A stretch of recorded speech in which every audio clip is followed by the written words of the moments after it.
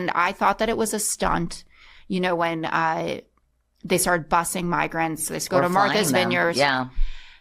It was the smartest thing they ever did. That's establishment media hacks Katie Couric and Jessica Tarlov reluctantly admitting that Republicans forcing Democrats to deal with the consequences of their own actions was one of the smartest moves they've ever made. Welcome to Nerk News, I'm Nerkish, and it's looking like Trump finally taught some conservatives how to be so good that they can't be ignored. Because we've been seeing a lot of liberals eating humble pie lately and admitting that they once again underestimated their own opponents to their own detriment. Here's Couric and Tarlov admitting that they were wrong to initially dismiss conservatives on the immigration issue.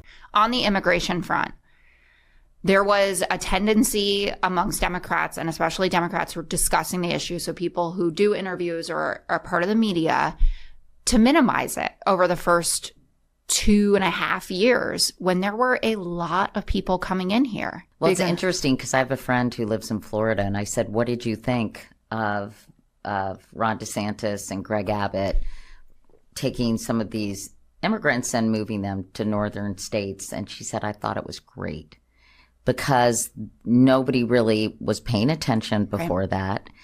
And I do think that this untold story was the strain on social services and communities, particularly along the border, this influx, huge influx of immigrants was having. And I think the mainstream media, however you define that these days, kind of ignored that story to its peril. You know, I hate to agree with Couric, but she's right about the media here. For the past 10 years, elites and their puppets and regime media have mocked, downplayed, and dismissed concerns from areas feeling the effects of Biden's disastrous open border policy. We've watched as people who live in the wealthy suburbs of DC like Martha Raddatz smugly brush off concerns about things like Venezuelan gangs taking over entire apartment complexes. But nowhere has this issue been summarized better than that notorious clip of former press secretary Jen Psaki and MSNBC shill Rachel Maddow laughing at people for caring about these issues in the first place. I mean, if you look at some of these exit polls, I mean, I live in Virginia.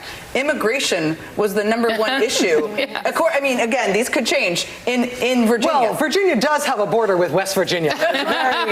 Very contested area. Build a wall. Like, what? Psaki is the same one, by the way, who thought it was ridiculous to care about the double standard of overlooking the vaccination status of illegals during COVID and attempted to brand concerns about it as xenophobic. The fact of the matter here is these people don't care about immigration until they're forced to, and frankly, Republicans need to start doing this everywhere they can, especially since Democrats apparently see no issue with trying to screw over conservative areas by getting rid of the Electoral College. I mean, if that's what's at stake here, it only makes sense that these people become forced to deal with the consequences of their crappy policies. But let me know what you think. What other ways can conservatives make liberals see the consequences of their own actions? Let me know in the comments, and if you enjoyed this video, please give it a like and subscribe to the channel. That stuff really does help us out. Until then, this has been Nerk News. Thanks for watching. Bye!